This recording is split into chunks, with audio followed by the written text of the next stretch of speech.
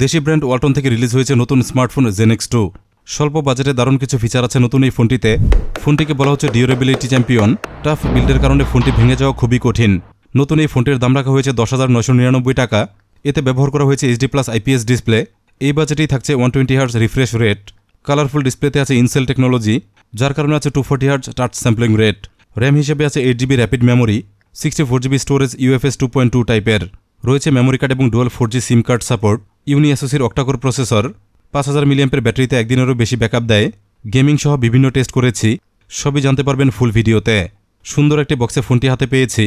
যথারীতি ছিল accessory package, একটি ব্ল্যাক শেডের TPU কেস, একটি স্ক্রিন প্রোটেক্টর গ্লাস, সিম ইজেক্টর পিন, 10 ওয়াটের চার্জার এবং একটি চার্জিং প্লাস ডেটা কেবল।